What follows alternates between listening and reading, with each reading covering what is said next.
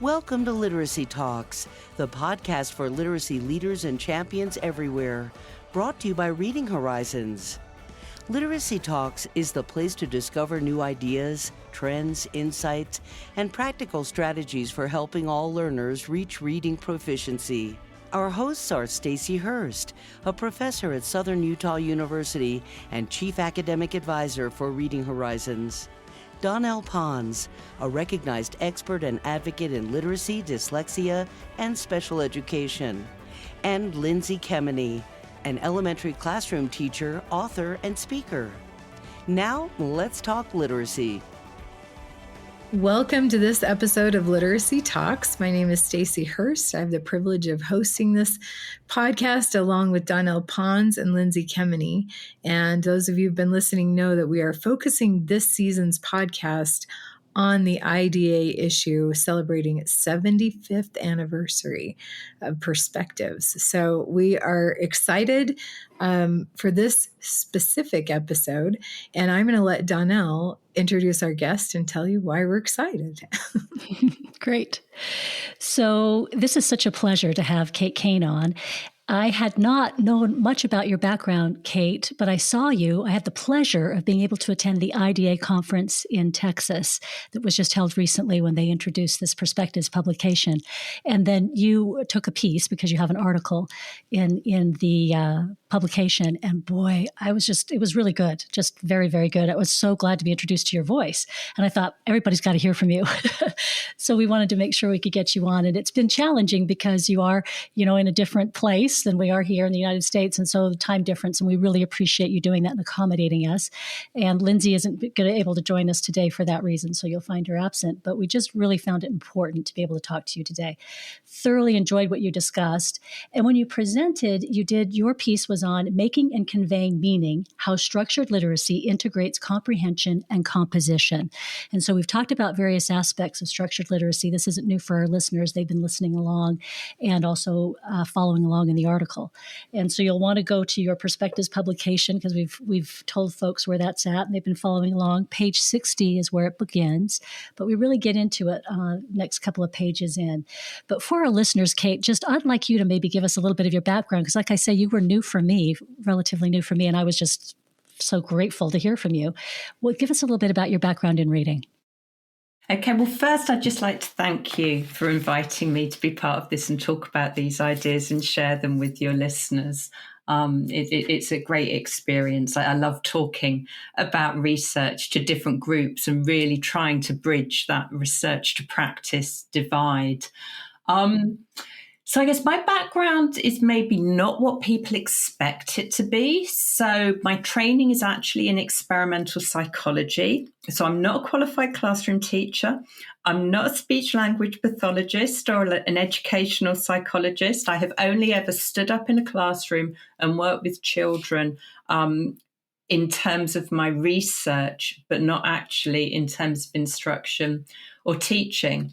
And so basically I did training. My undergraduate degree was in experimental psychology, as I said, at Sussex University. And one of the things that I learned there, I became particularly interested in memory, in text, in language processing.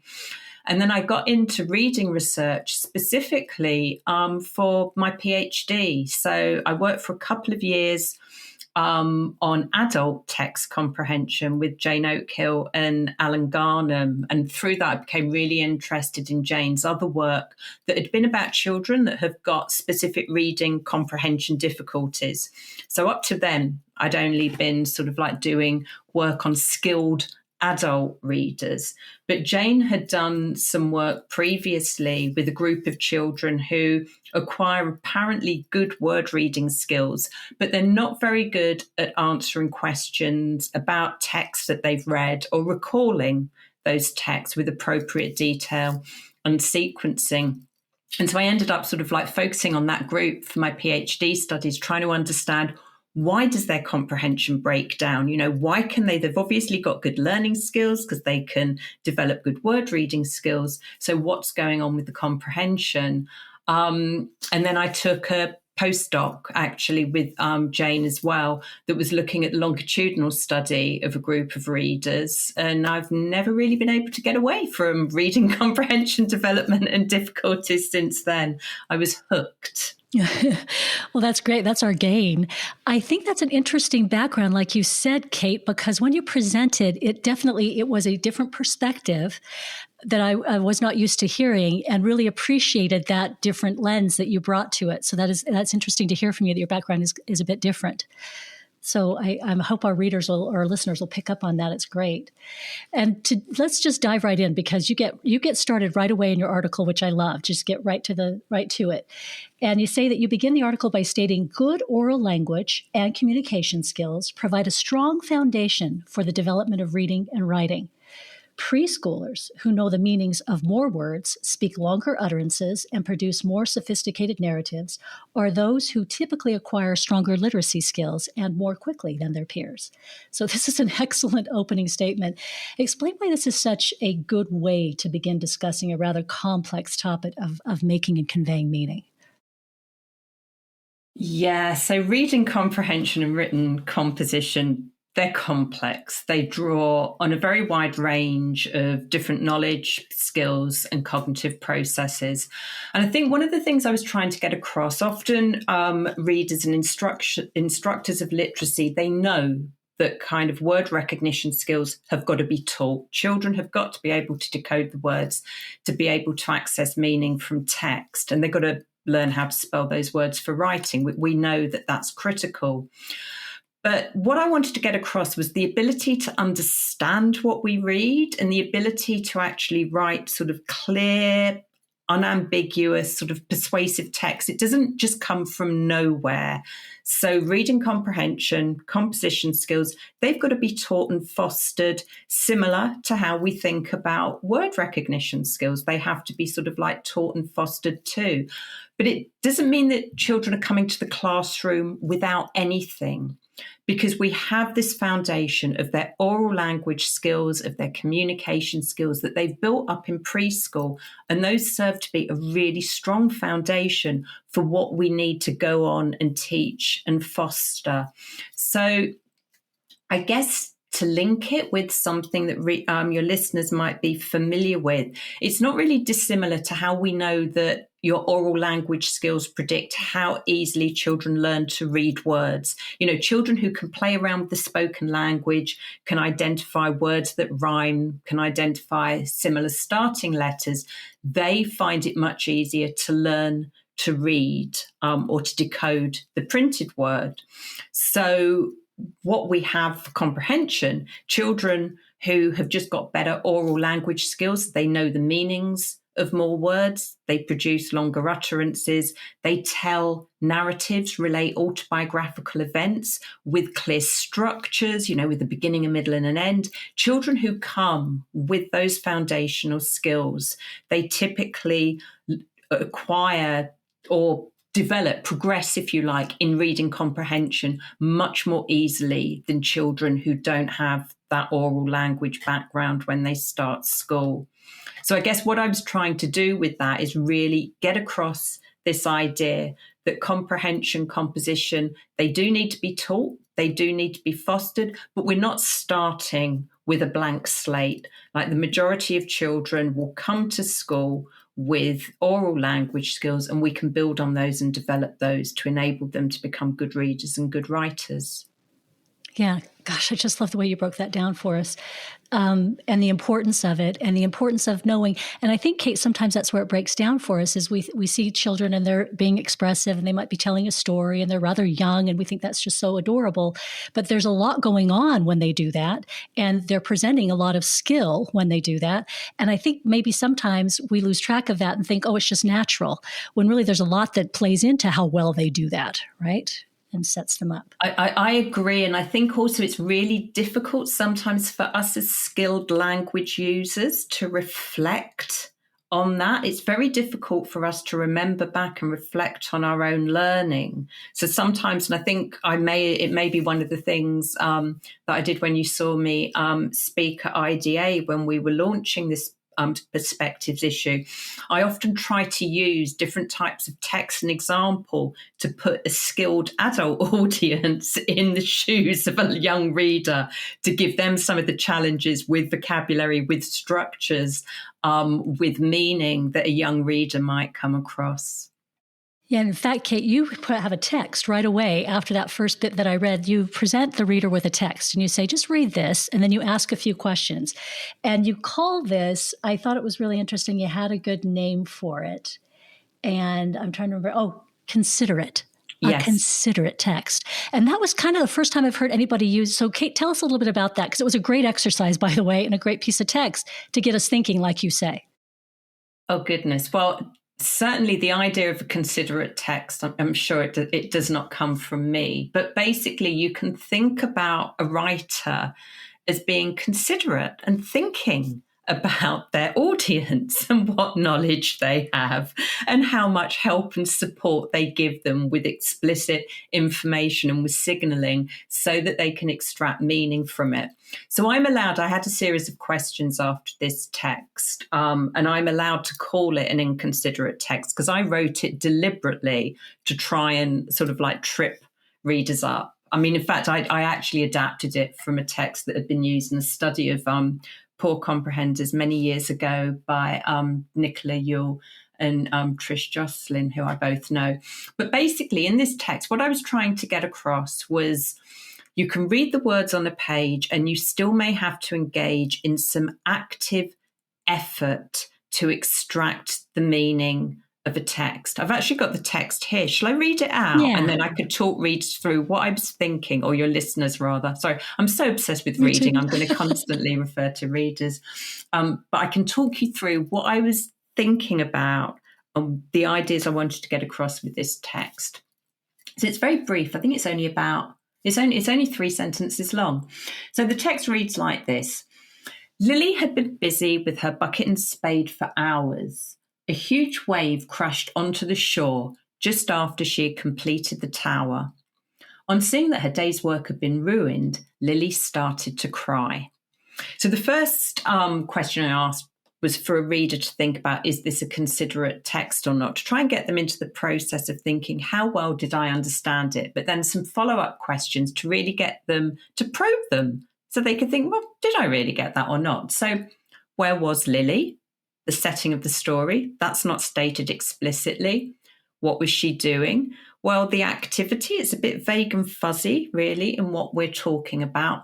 And what happened to make Lily cry? Typically in a narrative, things happen for a reason. There's a motivation for a character's actions. And so in this text, it doesn't, as I said, it doesn't state the setting. But there are clues here because we've got a wave and we've got a shore. So you might infer that Lily was at the seaside. I mean, she could be by a big lake, I guess, if it's got sufficient weather system. We've got words that could trip a reader up if they were not using the context to extract meaning. So, for example, the word wave, it doesn't mean a gesture here. It means sort of like a wave at the seaside. But that sentence starts off, it's a huge wave. So before you hear crashed onto the shore, you don't actually know whether that is somebody gesturing or not. And then there are details where the reader really needs to infer what is going on by drawing on their background knowledge and their general knowledge. So we have this obviously reflects my childhood, the fact that I've written about this. Many happier time on a cold beach with my bucket and spade making sandcastles. But, so there are these clues that if you have that background knowledge, as I do, that sort of a bucket and spade, it doesn't say that she'd completed a sandcastle, but it calls it a tower. You can use that information to understand that that was what Lily was doing. Again, this text doesn't state explicitly that the sandcastle was ruined or doesn't say that it was, kind of crashed by the wave. The wave crashed onto the shore. Lily's day's work had been ruined. By that, the reader can infer, the reason that Lily started to cry was not just this fuzzy idea that her day's work had been ruined, but that her glorious sandcastle, some magnificent tower, had been destroyed by the wave. And if you don't engage in that additional processing of trying to, rather than just understanding the words in isolation, but linking them into coherent clauses, coherent sentences, linking up those ideas across the text, and by drawing on your background knowledge to actually make sense of these more implicit details, you're only going to have a fuzzy, inadequate representation of the text meaning. So there's actually an awful lot going on, even to understand a very, very simple text. You know, that's interesting because, Stacy, you and I have had a conversation before, too, about the kind of text we put in front of students and our expectation for what we think the student ought to be able to accomplish with that. And Kate, you are honing right in on this for us, because you often see a great deal of text put in front of young readers, and people think just because the language has been simplified that, oh, that's good. But as you've mentioned in those 4 key parts that you would teach in structured literacy, if you're really paying attention to this, you're looking at vocabulary and background knowledge, sentence structure and grammar, knowledge and use of text structure, and critical thinking skills. That's a whole lot more than just making the words a little more simple, right? Definitely. Most definitely. I think we often think about words. We think that if individual words are familiar or if individual words are decodable, then everything will be okay. And often also we have, there's a bit of a challenge, I think, when we use readability formula to identify whether or a text is easy to read or suitable for a particular age group, because that typically focuses on, those different formulae, they typically focus on word frequency and decodability and also sentence length. And sometimes two short sentences isn't always that helpful, because sometimes we actually have these signaling words that signal the way that 2 events or ideas are related, such as before and after, because, thinking those words can be very important. And if you don't actually have them in a text, but you've stripped it all out to have supposedly short, easy to read sentences, a child doesn't have that signal from the writer about how to link different ideas. So I think I like to think of them as sort of like processing instructions. And I think we really have to think, when we're looking at what we might call a simplified text, we have to go beyond the words and the length of the sentences, actually think about the ideas, think about that depth of processing, and what it takes to truly understand what is going on in that text. And sometimes those readability formulas, they can't take into consideration the background knowledge of a student. So what they're bringing to the text as well. I think that puts it upon us as teachers and practitioners to be extra aware when we're asking a student to decode a text. Then are they prepared to comprehend it based on what we know about their background knowledge? Yeah, I fully agree, because a child who's got that background knowledge, they're not just going to find it easier to understand the text. They will find it easier to decode unfamiliar words because they can use the context to help them. But it also, I think, points to that idea that there are these different skills involved, and vocabulary and background knowledge are very, very important. But there are other skills within your sort of like kind of your battery, your toolkit as a reader, that you can use to sort of like support and help you to extract meaning from that text. Educators and administrators know how important it is to close the gaps in foundational literacy skills for older learners. Reading Horizons Elevate is designed to help students in grades 4 through 12 and beyond master foundational skills they may have missed. By combining direct instruction with engaging age-appropriate software, Reading Horizons Elevate makes reading proficiency attainable for older learners. Helping students build a strong literacy foundation is key to unlocking success across all academic subjects. Visit readinghorizons.com/elevate to learn more. So interesting. And Kate, on page 63, you say something interesting. I think it aligns with the conversation we're having. You say it is well established that books provide more rich, diverse, and advanced linguistic content than child-directed speech and everyday conversation. Thus, good oral vocabulary knowledge is not sufficient to support good reading comprehension. That right there could be a revelation for a lot of folks, because they assume if this child is very orally, prattling along, chit-chatting, and good at conversation, that's going to automatically help them in a text, but not necessarily, right? Yeah, so as I said at the start, having these good oral language skills, it's an essential foundation on which we can build. But language, just like the conversation we're having, this is on the fly. I'm just like kind of retrieving words, I'll be using quite a narrow vocabulary in this conversation compared to if I was like writing about this, because we're retrieving this in real time. It might surprise people to know some of the differences that you have between written text and conversation. So even young children's picture books have got a greater variety of vocabulary. They've got more rare vocabulary, less familiar words than adult conversation. When we're talking, like kind of in conversation as a group of adults, unless it's sort of something very, very specific, we use this very reduced vocabulary.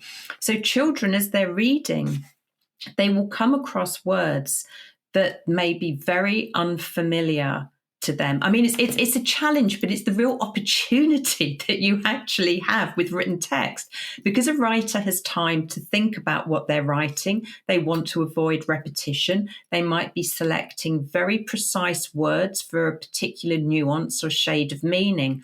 We get this very, very rich vocabulary that's used in printed books, even printed books for very young children.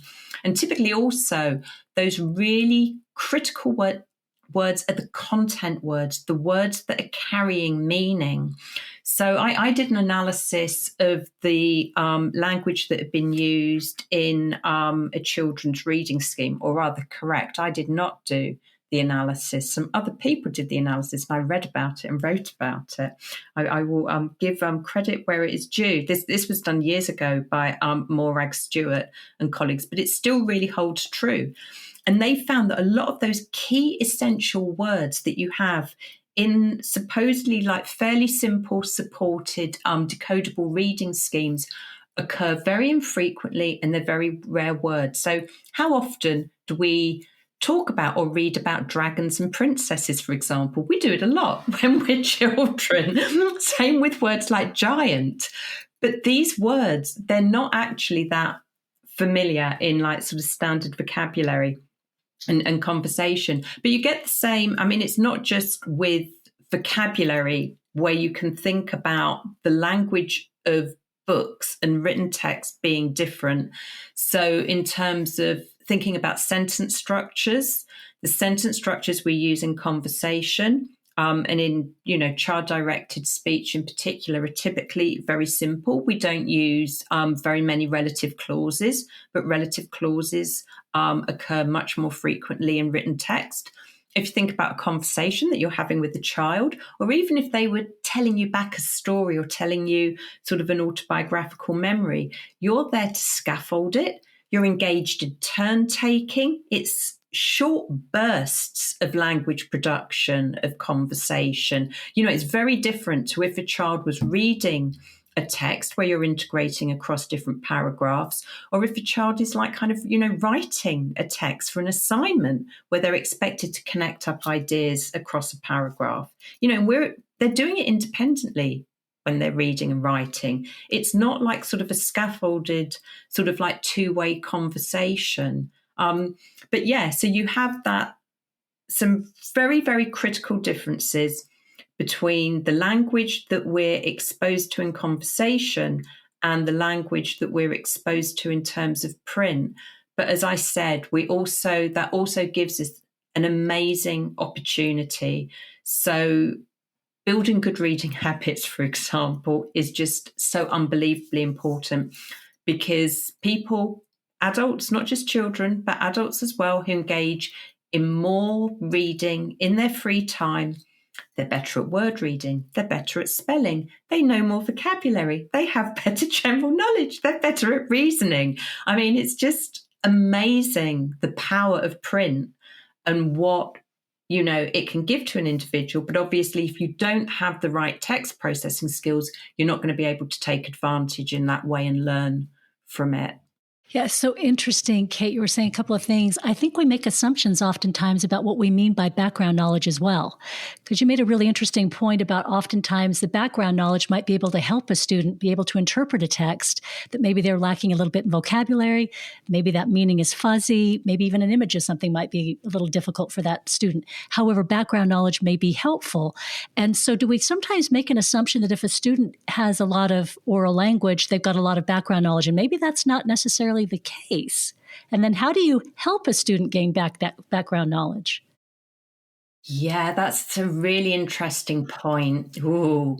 So background knowledge, as you say, it can help to compensate for poorer reading skills. And there are lots of studies where they get individuals who are either experts in baseball or novices and those sorts of things, get them to read text. And then the ones who know that because they know the pattern of a game, like the structure, how things happen, they're able to sort of like understand that text much more readily than someone who actually on a standardized test would be seen to be a skilled reader, but doesn't have that knowledge. They can't fit it into the framework. They can't draw up that schema of how that particular event unfolds. So it's, this is this complex interaction. But then it also speaks to your point of sort of how do we teach this background knowledge? And, one of the ways that people are exploring this and pushing this a lot is really trying to have, I guess, what can be referred to as content-focused instruction. So rather than teaching things in isolation, the way that you can build up banks of knowledge, banks of vocabulary, so it really does become sort of like integrated, and you're sort of like, you have to establish sort of like rich, connected semantic representations. And that has to be connected more broadly to what you know about things, your conceptual knowledge about the world. I mean, I do kind of, I always say I'm not really sure where vocabulary knowledge ends and background knowledge begins, because I really do see them on a continuum. But I think it really speaks to the fact that like kind of we can't just give kids like a list of vocabulary items and say, this is your list of words for this week. Go away and read it and learn it. That is not necessarily going to help them. But actually kind of like building on that knowledge by having texts and activities that are all based on like particular topic areas can help you to use that knowledge in different ways, because we know that to consolidate knowledge, it's not just coming in. You're not just like sort of a passive recipient. You have to use that knowledge to consolidate it. Retrieval is very important as well. Right. And connection too, right, Kate? So you're reading other texts, you can make connections. Yeah. That's really interesting. I'm just thinking about, this makes text selection so much more important. And how often is text maybe the last thing we think about because we're doing all of the teaching and the text is sort of an afterthought. And it really should be our primary goal, is that text, shouldn't it? I agree with you in terms of what the text can offer. If you're working with a group of students, you're never going to be able to select a text that is going to be equal to all of them. But one of the nice things is because they'll all have different knowledge and experience, then through that discussion, you can help them to make the connections that you were talking about, to connect it with their own experiences and with different texts.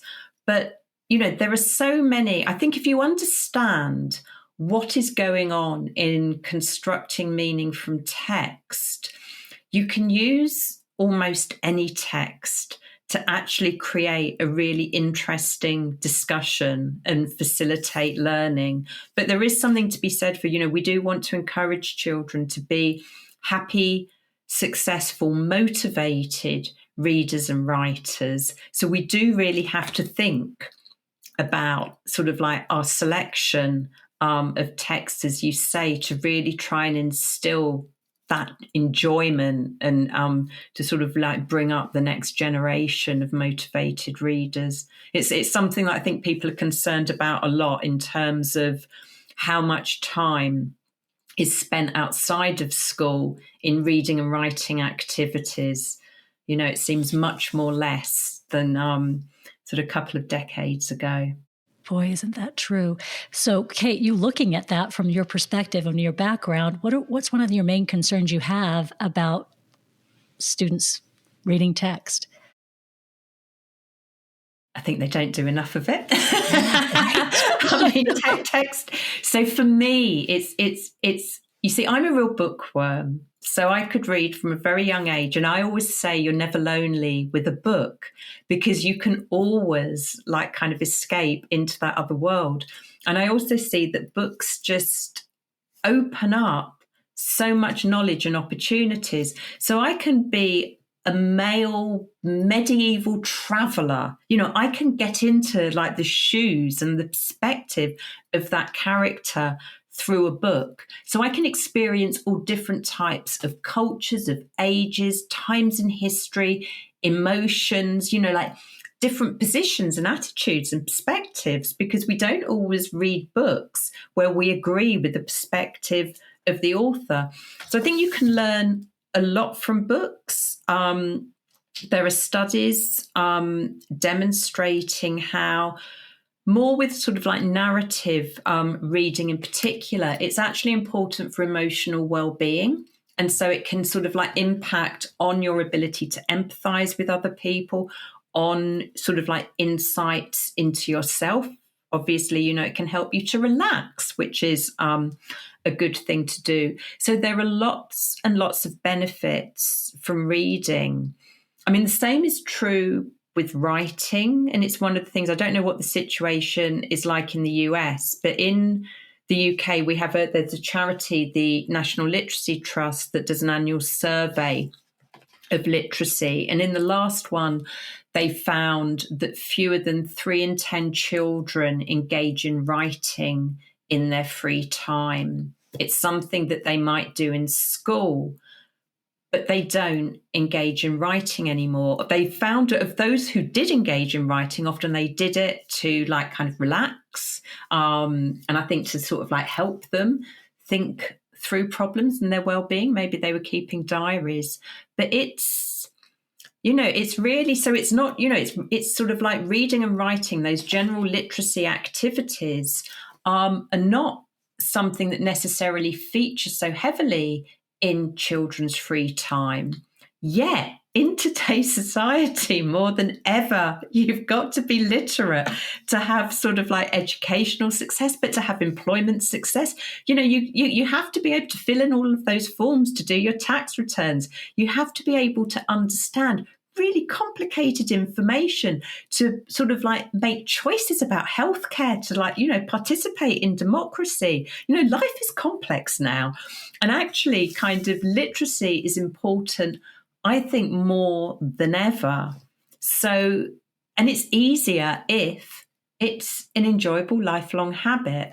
So it's really sort of like trying to support children to see that there's a purpose to it, that it isn't just something that you do in school. It's not just something that is taught in school. It actually serves a much wider purpose, and maybe partly helping to connect it to these broader aspects in life, as well as just the enjoyment aspect, is a way for children to really sort of see that function and engage in literacy activities outside of school.